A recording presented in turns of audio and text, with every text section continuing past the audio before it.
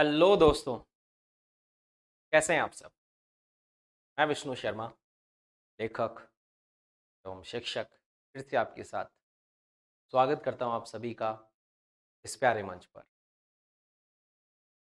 सभी भावी शिक्षकों का हार्दिक स्वागत है। बहुत अच्छा लगता होगा ऐसे सुनने में, है ना।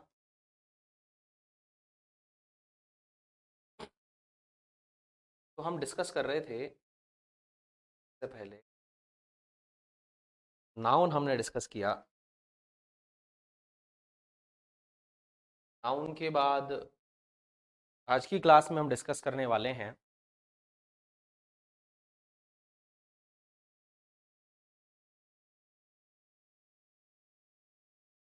प्रोनाउन, यानी सर्वनाम। एक ही जैसे सभी के लिए एक नाम हम ले सकें, उसी को हम क्या कहते हैं, प्रोनाउन कहते हैं, सर्वनाम कहते हैं। जैसे संज्ञा, संज्ञा यानी नाम, नाउन यानी नाम, प्रोनाउन यानी उसी नाउन के जैसे बहुत सारे जो नाम होंगे, उनके स्थान पर हम एक नाम, एक शब्द काम में ले लें, हम उसको क्या बोलेंगे, प्रोनाउन। क्यों काम में लिया जाता है प्रोनाउन? सबसे पहला जो क्वेश्चन है वो ये बनता है, जब आप भी पढ़ाएंगे तो आपको भी बताना पड़ेगा। बच्चे पूछेंगे सर प्रोनाउन क्यों काम में लेते, प्रोनाउन क्यों काम में लेते। इसका रीजन है कि जो नाउन है, यानी किसी व्यक्ति वस्तु स्थान का जो नाम है, जब आप किसी से बात कर रहे हैं, जब आप किसी चीज के बारे में लिख रहे हैं, किसी चीज के बारे में बोल रहे हैं, उसका नाम बार बार लेने पर पहली बात उसके नाम की इंपॉर्टेंस खत्म हो जाती है, दूसरी बात सामने वाला उसके नाम से बोर हो जाता है, और तीसरी बात व्यक्ति उस नाम से कंफ्यूज होने लगता है, नाम से कंफ्यूज होने लगता है। क्लियर बात है। इसलिए एक या दो बार जब हमने उस व्यक्ति वस्तु स्थान का नाम ले लिया है, अब हमें उसके स्थान पर एक ऐसा शब्द काम लेना पड़ेगा जो उसी के लिए काम में लिया गया हो, लेकिन सेम वो नहीं हो, है ना। यानी क्या हो, वो प्रोनाउन हो। क्लियर बात है। जैसे मान लीजिए महात्मा गांधी पर अपन ऐसे लिख रहे हैं, महात्मा गांधी पर आपको 10 लाइन लिखनी है। अब 10 लाइन में आपने 10-15 बार महात्मा गांधी लिख दिया, तो उन वर्ड्स की मतलब क्या हो गई। आपको बोला गया कि साहब 100 शब्दों में महात्मा गांधी के बारे में लिखो, तो में से आपने 15-20 शब्द तो महात्मा गांधी ही लिख दिए। फिर इंपॉर्टेंस कहां बची, उसके बारे में बताने की इंपॉर्टेंस कहां बची। वही चीज है, बार बार आप नाम लेंगे तो ऐसा ही लगेगा। आप अपने दोस्त से मिले,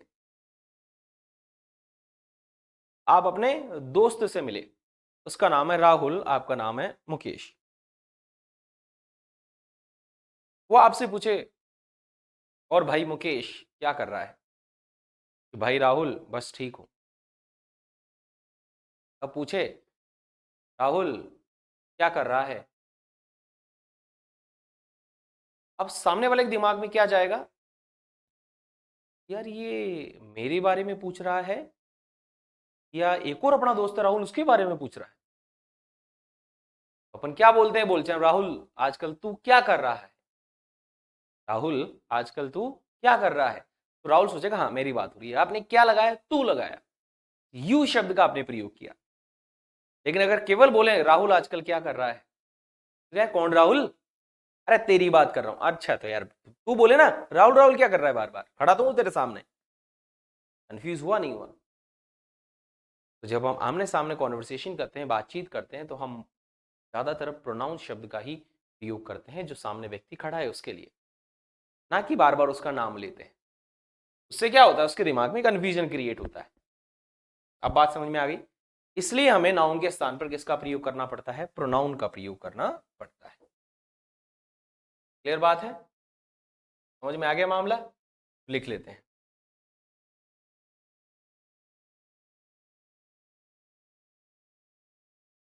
pronoun is used, pronoun is used to limit or stop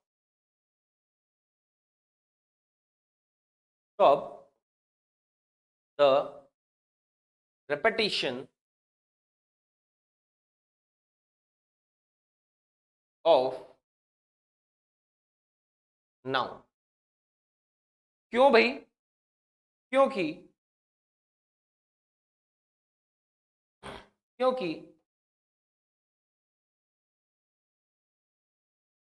repetition क्योंकि the repetition the repetition of noun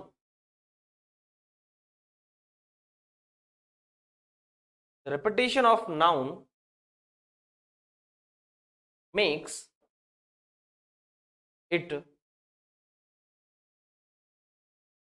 dull and confusing.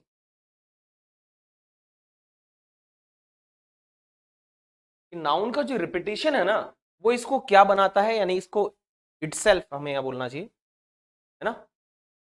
The repetition of noun makes it, यहां पर इट कौन है, खुद नाउन के लिए लिया गया है, डल और कंफ्यूजिंग। बार बार नाउन का जो रिपीटेशन होगा वो नाउन को क्या बनाएगा, डल बनाएगा और कंफ्यूजन सा पैदा करेगा। इसलिए इसलिए किसका यूज किया जाता है, प्रोनाउन का यूज किया जाता है, प्रोनाउन का यूज किया जाता है। तो एक लाइन हम स्टार लगा के लिख सकते हैं, in a sentence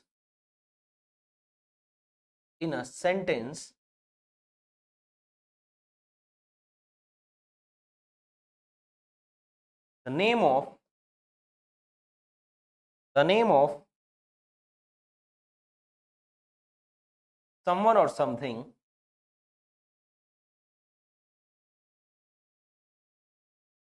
in a sentence, the name of someone or something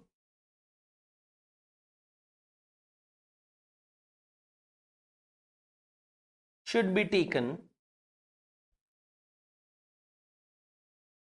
only once. ये चीज ध्यान रखनी है कि एक सेंटेंस में किसी व्यक्ति का नाम या किसी चीज का नाम कितनी बार लिया जाना चाहिए, एक बार लिया जाना।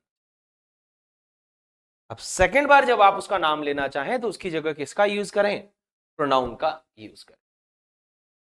बात क्लियर होगी? तो इसलिए हमें हमें बात करनी होती है प्रोनाउन की। प्रोनाउन जो शब्द है वो बना हुआ है pro plus noun, pro plus noun से मिलकर शब्द बना हुआ है प्रोनाउन।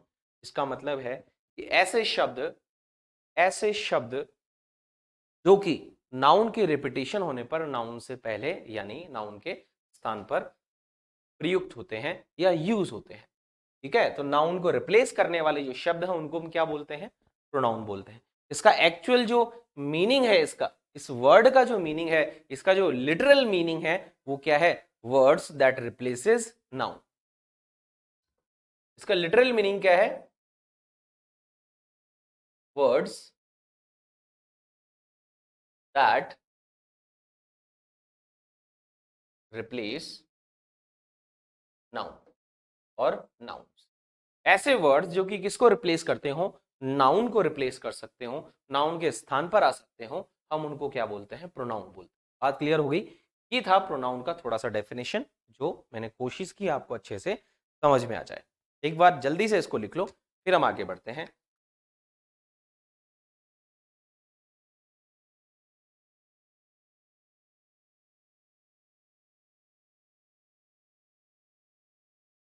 जैसे नाउन की फर्स्ट क्लास रही इंट्रोडक्टरी, ऐसे ही आज प्रोनाउन की इंट्रोडक्टरी क्लास है। इसमें प्रोनाउन की हम डेफिनेशन पर बात करेंगे, प्रोनाउन की जो टाइप्स हैं या प्रोनाउन की जो सब क्लासेस हैं उन पर हम बात करेंगे। ठीक है, प्रोनाउन के फंक्शन पर हम बात करेंगे, क्या फंक्शन हो सकता है। जैसे नाउन में हमने केस पढ़े, क्या प्रोनाउन में भी केस होते हैं, उस पर भी हम बात करेंगे। क्या प्रोनाउन को केस के अकॉर्डिंग अपन डिवाइड कर सकते हैं?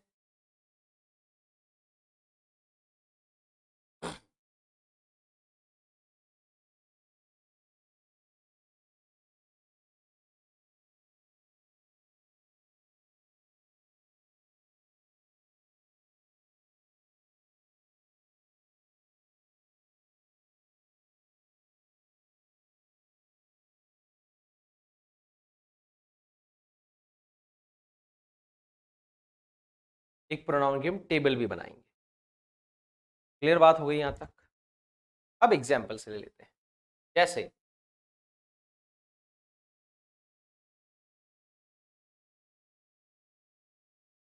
है ना, वैसे आई होप ये सारी चीजें आपको आती होगी, कोई दिक्कत नहीं है, लेकिन हमें समझना जरूरी है क्योंकि हम क्या बनने वाले हैं ये आपको भी पता है, किस चीज के लिए हम तैयारी कर रहे हैं, है ना, उसके लिए।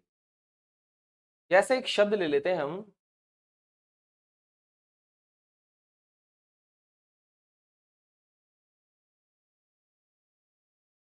हरी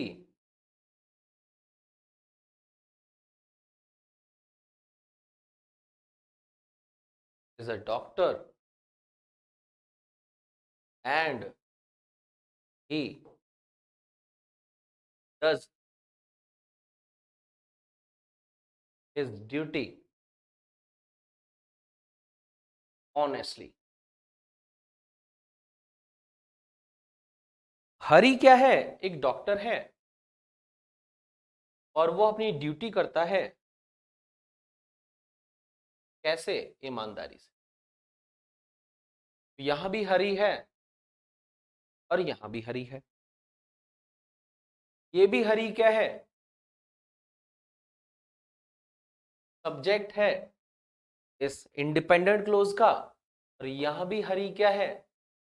सब्जेक्ट है इसका, इस इंडिपेंडेंट सेंटेंस का।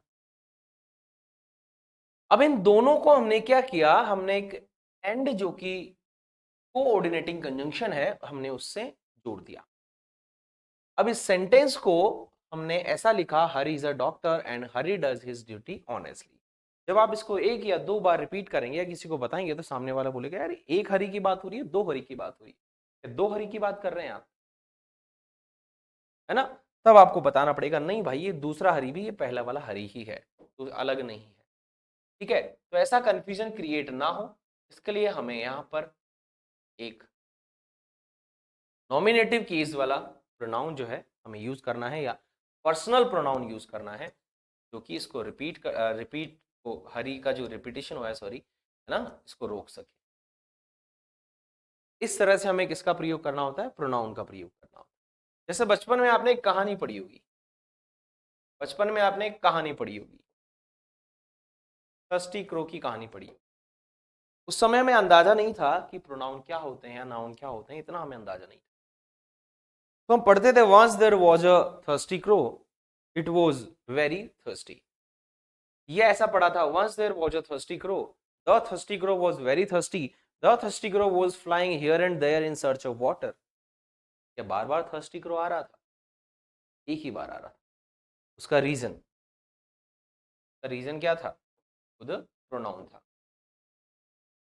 ठीक है, क्योंकि बार बार थर्स्टी क्रो का रिपीटेशन उस पूरी कहानी को, पूरी स्टोरी को डल बना देता, कंफ्यूजिंग सा बना देता, है ना। उस थर्स्टी क्रो की जो इंपॉर्टेंस है वही खत्म हो जाती, इसलिए उसकी जगह इट का यूज किया गया। वो इट क्या था? प्रोनाउन था। वो इट क्या था? प्रोनाउन था।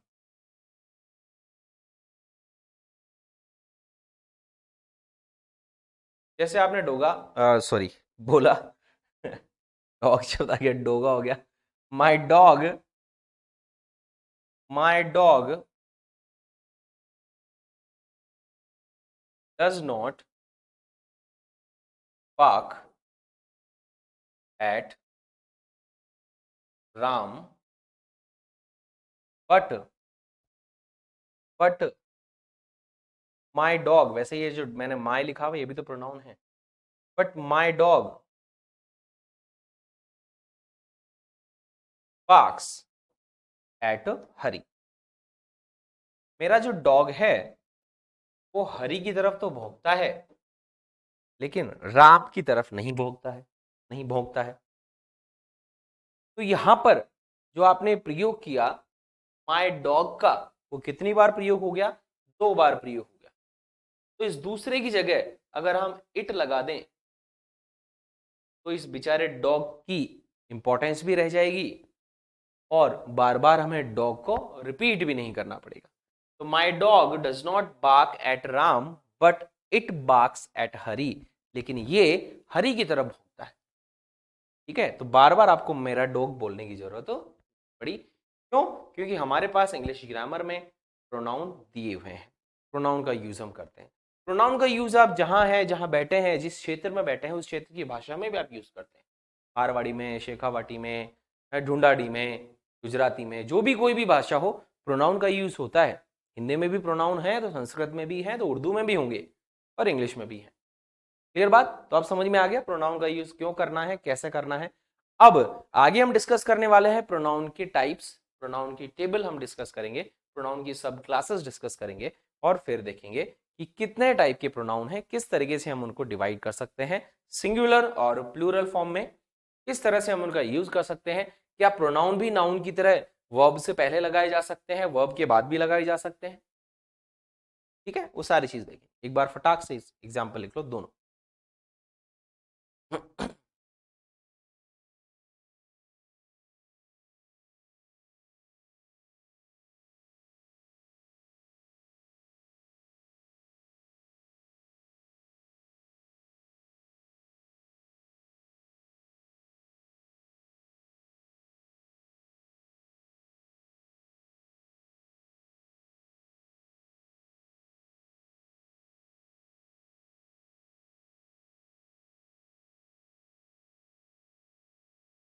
यहां तक बात हो गई। अब हम टेबल पर आ जाते हैं।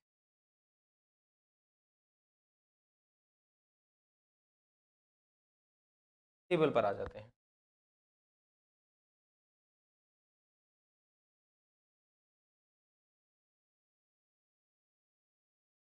सबसे पहले हम ले लेते हैं यहां पर पर्सन। ठीक है, सही दिख जाएगा, सही साइज है, पर्सन है। फिर इसका नंबर ले लेते हैं। पर्सन हो गया, नंबर हो गया, ज्यादा गैप आ गया, बिल बड़ी बनानी है हमें।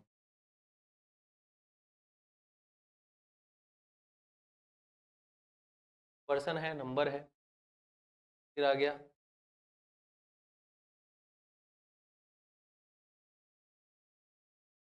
Nominative case. कौन सा केस आ गया? Nominative case.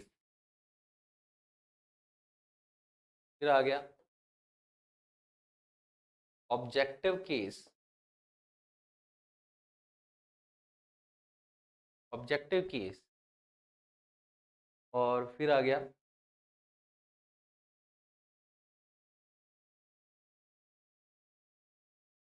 Possessive case. Clear बात? हमने प्रोनाउन को नाउन की तरह केस में डिवाइड कर दिया, यानी फंक्शन में डिवाइड कर दिया। केस से हमें कंफ्यूज होने की जरूरत नहीं है, लास्ट टाइम में मैंने आपको बताया था केस का मतलब क्या होता है, फंक्शन, बस सिंपल सी बात। ठीक है, फंक्शन समझ लो, केस बोल लो, बात एक है ना। वैसे आजकल की अगर मॉडर्न इंग्लिश की बात करें हम, तो एक केस वेस लिखना किसी भी किताब में नहीं है, पुरानी ठीक है, अब चीज़ है, अब हमें तो सारी नॉलेज चाहिए। हमारे एग्जाम में तो पूछा जा सकता है, ऑथेंटिसिटी है, सब्जेक्टिव हमें पेपर देना है, उससे रिगार्डिंग लगभग ये सारी चीज़ें हमें देखनी। तो पर्सन, नंबर, ये हो गई बात।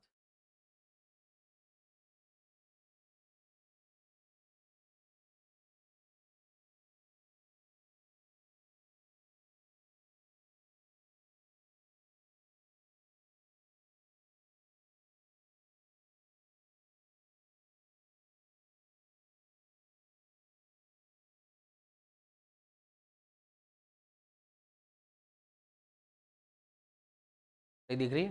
चलिए, होपफुली बढ़िया दिख रही है। डिजिटल बोर्ड पे ऐसे टेबल बनाना भाई सब बहुत मुश्किल है ना। कि मार्कर है, मार्कर हिलता ढुलता रहता है इधर उधर, सेंसर पर है भाई, सेंसर का काम है। क्या, कौन सा कलर लें? ब्लू ले लेते हैं। ठीक है, ये हो गया पर्सन। पर्सन में सबसे पहले हम यहाँ ले लेते हैं first person. First person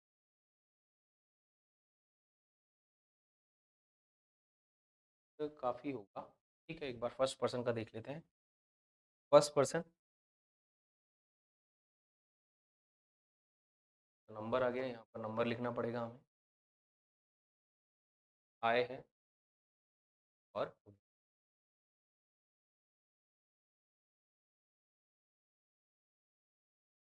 objective case में हमें यहाँ लिखना पड़ेगा मी, और वी का ऑब्जेक्टिव केस क्या होगा? अस। पजेसिव केस को हम दो चीजों में डिवाइड करेंगे, एक तो पजेसिव एडजेक्टिव्स और एक पजेसिव प्रोनाउन, दो चीजें होती हैं। सबसे पहले पजेसिव एडजेक्टिव्स लिखें हम, तो यहां पर हो जाएगा माय और यहां पर हो जाएगा अस का आर। ठीक बात। पजेसिव प्रोनाउन की बात करें तो माय का हो जाएगा माइन और आर का हो जाएगा आर्स। आर्स। यहां तक हमारी रामायण खत्म हो गई। कौन से पर्सन को लेकर? First person.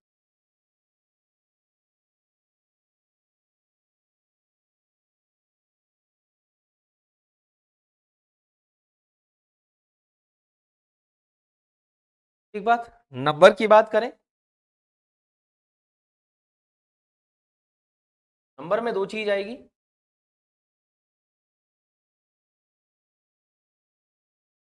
Singular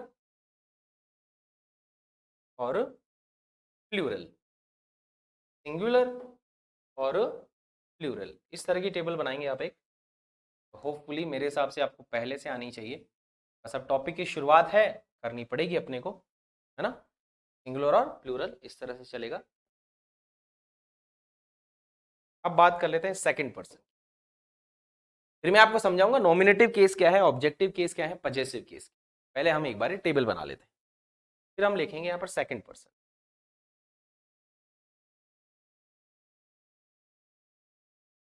second person, second person जो है प्लूरल है। यू इसका बनता है, ऑब्जेक्टिव भी इसका यू होता है। पजेसिव एडजेक्टिव्स जो होगा वो होगा योर, और पजेसिव प्रोनाउन बनेगा इसका योर्स। पजेसिव प्रोनाउन बनेगा इसका योर्स। एक बार पजेसिव केस की रामायण खत्म करते हैं। पजेसिव केस में दो चीजें हैं, पजेसिव केस में दो चीजें हैं।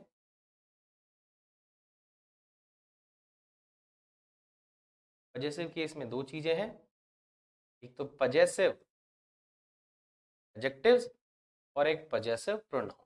ठीक है, आप कंप्लीट लिख लेना आपके पास तो, ठीक है, जगह होगी उस हिसाब से। ठीक है, अब क्लियर हो गई बात। बनाते चलें, बंद कर देते हैं अपन।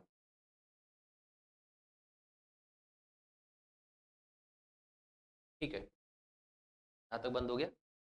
थर्ड पर्सन पर आ जाते हैं। थर्ड पर्सन आ जाते हैं। ये जो नॉमिनेटिव लिख रहा हूं इनको अपन पर्सनल प्रोनाउन भी कह लेते हैं। फिर आ गया third person. Third person, third person में सिंगुलर होगा, फिर सिंगुलर होगा, फिर से सिंगुलर होगा, और फिर प्लूरल होगा।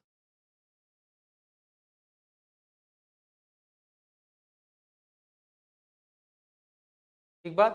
कौन कौन सा लिखेंगे हम? यहां पर लिख लेते हैं ही,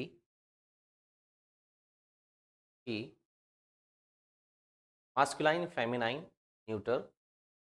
न्यूटर में आ जाएगा इट,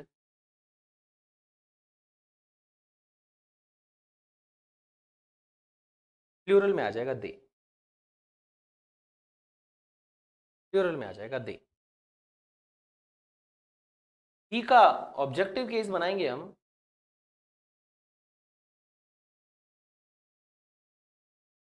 हिम, ही का बना लेते हैं हर, इट का बना लेते हैं इट, दे का बन जाएगा देम। पजेसिव एडजेक्टिव्स बना लेते हैं। ही का एडजेक्टिव बनता है हिज, शी का बनता है हर, इट का बनता है इट्स, और देम का बनेगा देयर। जब पजेसिव प्रोनाउन की बात होगी तो हिज का पजेसिव प्रोनाउन हिज ही बनता है, हिज का पजेसिव प्रोनाउन हिज ही बनता है, हर का हर्स बन जाता है, इट्स का पजेसिव केस नहीं बनता है, और देयर का बनेगा देयर्स। ठीक है, ये चीजें हो गई।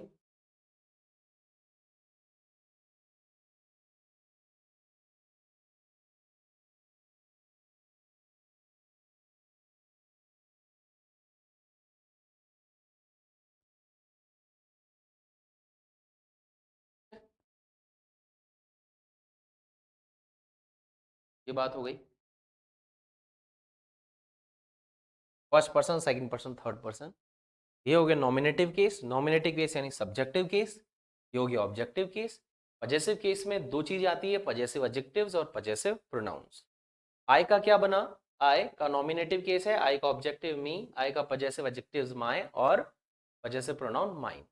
फिर देखेंगे प्लूरल क्या है, वी। वी का क्या बना? ऑब्जेक्टिव केस अस, और एडजेक्टिव क्या बना? आर, और पजेसिव प्रोनाउन क्या बना? आर्स। इधर से सेकंड पर्सन है यू। यू का nominative you, objective you, adjectives your और possessive case possessive pronoun yours. इधर से थर्ड पर्सन में सिंगुलर में ही का objective case him, possessive adjective his और पजेसिव प्रोनाउन भी हिज। इधर से फिर सिंगुलर में थर्ड पर्सन में शी, जो कि फेमिनाइन है, ये मास्कुलाइन है, मास्कुलाइन है, ये फेमिनाइन है, ये न्यूटर है, ये ऑल है, ये सबके लिए। ठीक है, तो हर का ऑब्जेक्टिव केस बना, शी का ऑब्जेक्टिव केस बना हर, एडजेक्टिव बना हर, पजेसिव प्रोनाउन बना हर्स। सिंगुलर में फिर हमने लिया न्यूटर के लिए, नॉन लिविंग चीजों के लिए और जानवरों के लिए, पक्षियों के लिए इट। इट का ऑब्जेक्टिव बना इट, एडजेक्टिव बना इट्स, पजेसिव इसका नहीं बनता है। फिर nominative case plural third person में दे का बना objective case them, possessive adjective their, possessive pronoun theirs. इस तरह से ये कंप्लीट प्रोनाउन की टेबल है, जिसको मैंने 3 केस में डिवाइड कर दिया है। कितने केस में डिवाइड कर दिया मैंने इसको? 3 केस में मैंने इसको डिवाइड कर दिया। अब जल्दी से आप इसको लिख लें।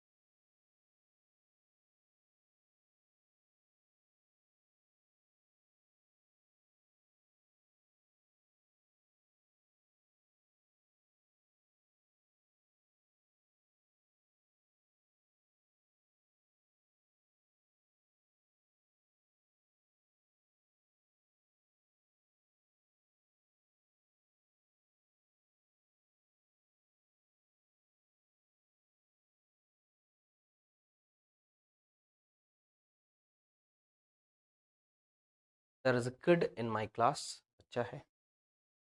चलिए, अच्छे से टेबल बननी चाहिए।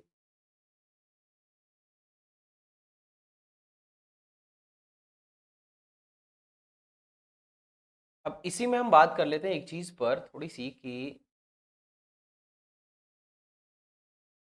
नॉमिनेटिव केस जो वाले प्रोनाउन हैं, ये क्या बनते हैं? ये सब्जेक्ट बनते हैं। ऑब्जेक्टिव केस वाले प्रोनाउन क्या बनते हैं? ऑब्जेक्ट। पजेसिव केस वाले प्रोनाउन क्या बनते हैं? एक तो एडजेक्टिव बनते हैं और एक पजेसिव प्रोनाउन। प्रोनाउन मतलब अभी इनका नाम अगर मैं प्रोनाउन ले रहा हूं, एडजेक्टिव्स नहीं ले रहा हूं, इसका मतलब है कि जो पजेसिव केस, पजेसिव जो प्रोनाउंस हैं, can stand alone as a subject. Subject के रूप में इनका प्रयोग किया जा सकता है, तो ये सब्जेक्टिव भी बन सकते हैं। हाँ, जब एडजेक्टिव की बात करेंगे तो एडजेक्टिव को हमेशा क्या चाहिए? नाउन चाहिए। एडजेक्टिव बिना नाउन के किसी काम का नहीं। दूसरी बात करें, पजेसिव जो प्रोनाउन है वो क्या काम में आते हैं? एक तो डायरेक्टली सब्जेक्टिव के रूप में, ठीक है, आप इनको काम में ले सकते हो, नाउन को छिपा सकते हो, नाउन को हाइड करने के लिए, नाउन का रेपिटेशन रोकने के लिए आपको किसका प्रयोग करना पड़ता है? पजेसिव प्रोनाउन का प्रयोग करना पड़ता है। अगर एडजेक्टिव प्लस जो नाउन है एक सेंटेंस में बार बार रिपीट हो रहा है, तो फिर आप क्या करेंगे? दूसरे नाउन को हटा देंगे और पजेसिव जो एडजेक्टिव है उसको किस में बदल देंगे? पजेसिव प्रोनाउन में बदल देंगे। क्लियर बात? यहां तक बात क्लियर हो गई? टेबल लिख ली होगी। अब मैं थोड़ा सा इन तीनों का यूसेज में आपको बता देता हूं क्या होगा।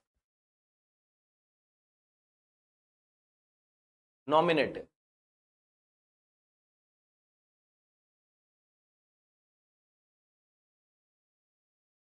नॉमिनेटिव और सब्जेक्टिव।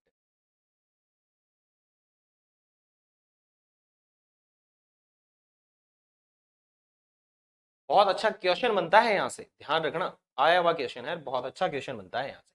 नॉमिनेटिव और सब्जेक्टिव क्या होते हैं? सिंपल सी बात बोल सकते हैं अपन कि नॉमिनेटिव प्रोनाउंस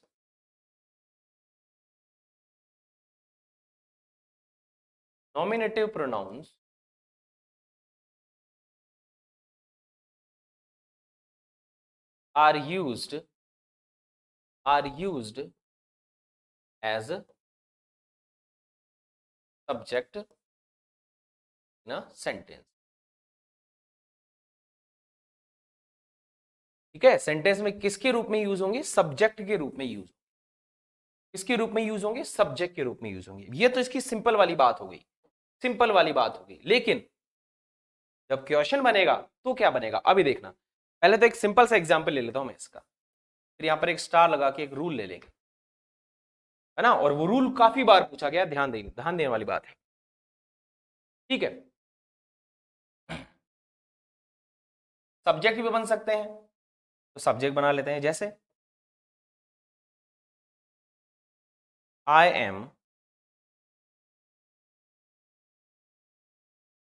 वेरी स्मार्ट। मैं मेरी बात नहीं कर रहा, ऐसे दिल पर ना लें कि सर खुद को स्मार्ट बता रहे हैं, और वैसे आपके टीचर हैं हम, तो आप बोल सकते हो, कोई दिक्कत नहीं है। ठीक है, तो यहां पर जो ये आई है, ये क्या है? नॉमिनेटिव केस है प्रोनाउन। पूछा जा सकता है कि प्रोनाउन का कौन सा केस है, तो कंफ्यूज नहीं हो, प्रोनाउन के भी केस होंगे, बना तो नाउन से ही है ना, तो नॉमिनेटिव केस है। फंक्शन किसका कर रहा है? सब्जेक्ट का फंक्शन कर रहा है। ठीक बात सर। अब एक चीज पर बात कर लेते हैं।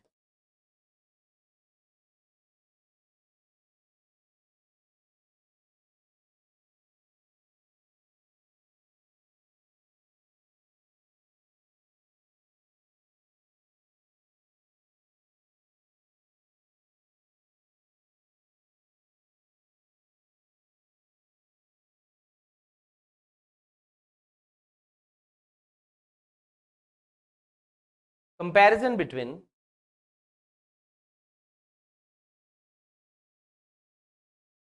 To नॉमिनेटिव्स।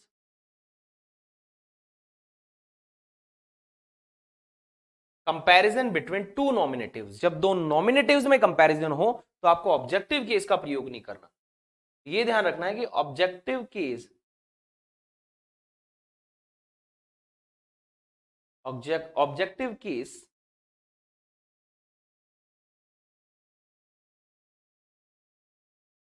Can not be used. Objective case can not be used जब कंपैरिजन दो नॉमिनेटिव्स में हो। देखो कैसे, दो टाइप के सेंटेंस आपको एग्जाम में मिलेंगे यहां पर। कौन सा कलर लूं मैं? ठीक है, ग्रीन ले लेता हूं। ठीक है, जैसे दो सेंटेंस मिले, आप कौन से को सही मानोगे? एक तो मैंने लिखा आई एम, दिख रहा है ये? ठीक है, दिख रहा है। I am better, I am better than her. दूसरा,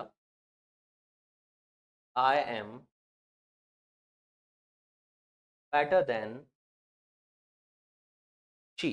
सुनने में ये अच्छा लगता है, इनफॉर्मल इंग्लिश में सुनने में ये अच्छा लगता है, आई एम बेटर देन हर।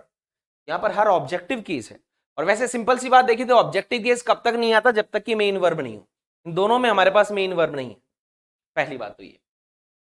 दूसरी बात, आपको ये ध्यान रखना है कि जब दो नॉमिनेटिव्स हो, यानी जब दो बराबर व्यक्तियों के बीच में तुलना हो रही हो, तो दोनों को बड़ा बनाओ, दोनों को बराबर बराबर रखो तुलना में। ठीक है, तो यहां पर आई भी हो गया नॉमिनेटिव, और यहां पर शी भी हो गया नॉमिनेटिव। ये वाला जो है गलत है, और ये वाला बिल्कुल सही है।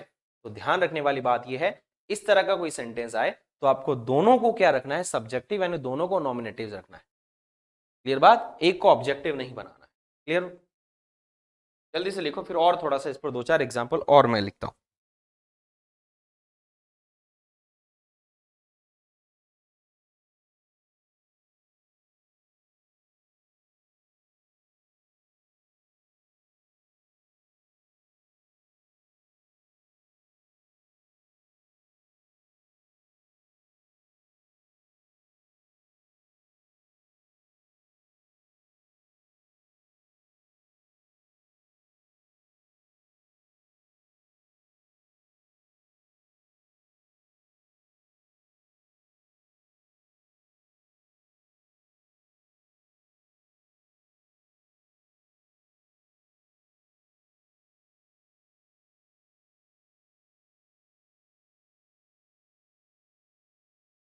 लिख लिया होगा। पढ़ रहे हैं आगे। इसी में दो चार बात और कर रहे हैं हम, ठीक है, इसी पर थोड़ी सी बात और कर लेते हैं।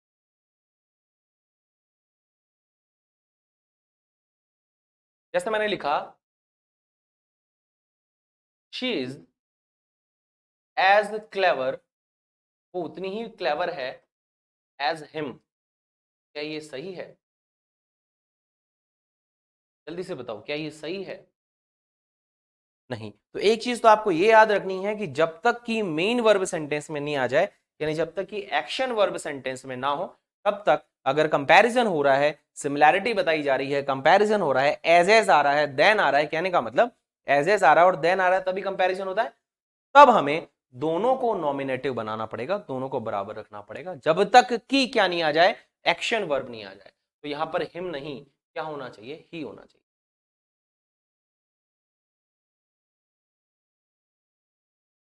क्लियर बात है? ये थोड़ा सा ध्यान रखना है। अब बात क्या आ गई, जैसे जैसे मैंने भी बताऊं, when comparison,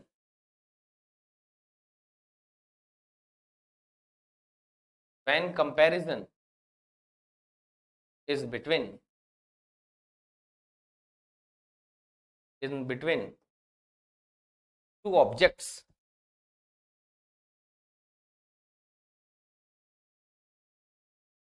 then objective case is used. फिर ऑब्जेक्टिव केस का यूज किया जाएगा, फिर ऑब्जेक्टिव केस का यूज किया जाएगा। देखो कैसे, जैसे मैंने लिखा, she loves me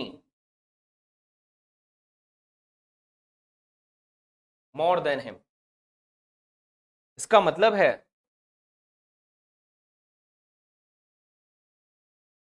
she loves me, she loves me more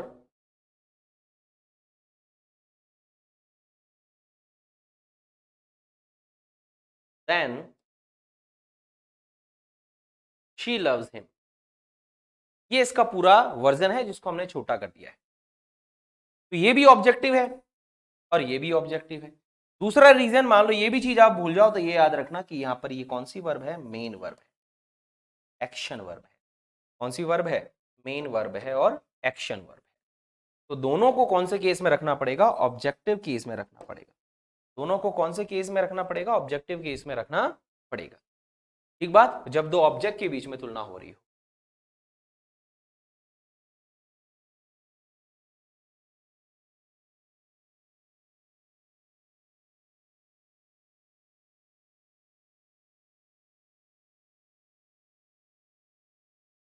clear बात हो गई?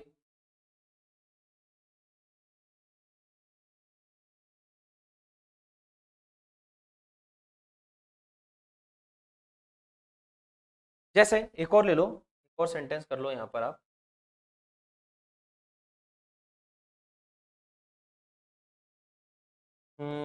आई help you, I help you as much as her. I help you as much as her. मैं तुम्हारी उतनी ही मदद करता हूं जितनी की मैं उस लड़की की करता हूं, जितनी की मैं उस लड़की की कर रहा हूं। अगर मैं इस हर की जगह शी लगा दूं तो सेंटेंस का मतलब ही चेंज हो जाएगा। इस सेंटेंस का मतलब क्या निकल जाएगा फिर? कि मैं तुम्हारी मदद करता हूं उतनी ही जितनी की वो तुम्हारी मदद करती है। बात समझ में आ गई? यहां पर क्या मतलब निकल रहा है कि मैं तुम्हारी उतनी ही हेल्प करता हूं जितनी की मैं इस लड़की की करता हूं। तो दोनों को ऑब्जेक्ट रखना पड़ेगा।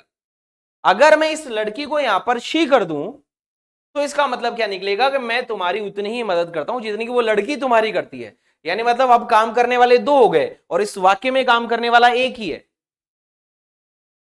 ये आय जो व्यक्ति है इस वाक्य में यू की भी हेल्प कर रहा है, लड़की की भी हेल्प कर रहा है। अगर मैं यहां पर हर की जगह शी लगा दूंगा तो इसका मतलब क्या निकलेगा कि मैं तुम्हारी उतनी ही मदद करता हूं जितनी की वो लड़की तुम्हारी करती है। यानी काम ये हेल्प ये भी कर रहा है और फिर ये भी करेगा, तो मीनिंग चेंज हो जाएगा। अगर इस तरह के सेंटेंस में हम यहां पर अगर नॉमिनेटिव और सब्जेक्टिव प्रोनाउन यूज करते हैं तो फिर इसका मीनिंग चेंज हो जाता है। मीनिंग चेंज हो जाता है। फिर इसका मीनिंग क्या हो जाएगा, अगर मैं इसको ऐसे लिख दूं कि I help you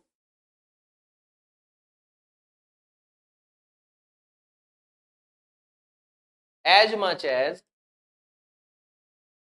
I help her, अभी तो उसका मतलब ये है, अभी तो नीचे वाले वाक्य का मतलब ये है। लेकिन अगर मैं इसको ऐसे लिख दूं कि I help you as much as she, तो यहां पर कंपैरिजन नहीं है, यहां पर क्या है, देखो दो बातें हैं। यहां पर इसका मतलब निकलेगा I help you as much as she helps you. बताओ दोनों वाक्यों का मीनिंग चेंज होगा नहीं होगा, मीनिंग चेंज होगा नहीं होगा, ये ध्यान रखेंगे थोड़ा सा कि अगर आप लास्ट में अगर नॉमिनेटिव केस का यूज करते हैं, ऑब्जेक्ट के बाद अगर नॉमिनेटिव केस का यूज करते हैं तो उसका मतलब फिर कुछ और निकलता है।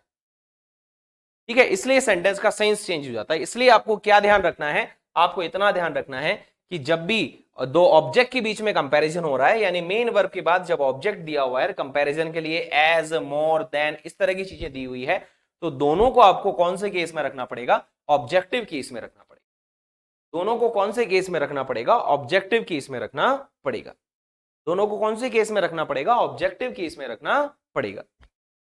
ये बात क्लियर हो गई, ये बात क्लियर हो गई। ये बात हो गई हमारी नॉमिनेटिव केस की, इसकी बात हो गई, नॉमिनेटिव केस की बात हो गई। अभी तो और नियम है इसमें, नॉमिनेटिव केस में और नियम चलेंगे अभी। ठीक है, बात करेंगे ऑब्जेक्टिव केस की, ऑब्जेक्टिव केस की बात करें। ऑब्जेक्टिव केस की बात करेंगे तो सिंपल सी बात, इसका इतना ही ध्यान रखना है, objective case of pronoun, objective case of pronoun can be used or is used only after main और action verb। रीजन है कि ऑब्जेक्ट का, ऑब्जेक्ट क्या होता है, object is the receiver of action. Object, object is the receiver of action, does by subject. Object क्या है, receiver है, जो भी सब्जेक्ट काम करता है, अब सब्जेक्ट काम ही नहीं करेगा तो फिर ऑब्जेक्ट कहां से लगाएंगे, सिंपल सी बात है। तो जब मेन वर्ब आएगी, एक्शन वर्ब आएगी, तभी हम किसका यूज कर सकते हैं, ऑब्जेक्टिव केस का यूज कर सकते हैं। और कहां यूज करेंगे, आफ्टर वर्ब, इसके बाद यूज करेंगे, वर्ब के बाद यूज करेंगे, इसके बाद यूज करेंगे, वर्ब के बाद यूज करेंगे। तो आज मैं इतना ही पढ़ाऊंगा आपको, आपको ऑब्जेक्टिव केस से इतने क्वेश्चन नहीं आते, आप तो ध्यान रखना वहां पर नॉमिनेटिव जो मिलने वाले आपको चीज दी है उससे क्वेश्चन ढूंढो, आप चार पांच क्वेश्चन ढूंढो जरूर, फिर आपको पता चलेगा कि क्वेश्चन आए हुए हैं और आंसर क्या माना गया है, किस तरीके से हमने पढ़ा है। वो ध्यान रखना, एक क्वेश्चन पक्का बन सकता है, पक्का बन सकता है, बनता ही है, ज्यादातर बनता ही बनता है, पक्का बनेगा, या तो सेकंड ग्रेड में फर्स्ट ग्रेड में पक्का बनता है। प्रोनाउन से 3 4 5 क्वेश्चन पक्के बनते हैं, उनमें से ये एक रूल है, ये थोड़ा सा कंफ्यूजिंग था, इसलिए यहां से क्वेश्चन हमेशा बनता रहता है, क्योंकि सुनने में बोलने में ऐसा लगता है ऑब्जेक्ट आना चाहिए, है ना, लेकिन आता वहां पर सब्जेक्टिव यानी नॉमिनेटिव केस यूज होता है।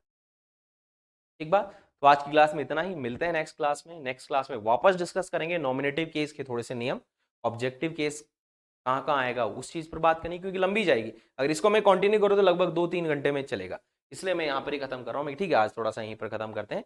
नेक्स्ट वाली क्लास में हम तीनों को वापस डिस्कस करेंगे, nominative case, objective case, possessive case. Possessive case में एडजेक्टिव्स कैसे काम करते हैं और पजेसिव प्रोनाउन कैसे काम करते हैं, इन पर हमें नेक्स्ट क्लास में बात करें। ठीक है, तो प्रैक्टिस करें, जैसे मैंने बोला है आपको, एक बार देखें, पूरी टेबल याद करें अच्छे से, फंक्शन याद करें, फिर मिलते हैं नेक्स्ट क्लास में। ठीक है, थैंक यू सो मच, धन्यवाद।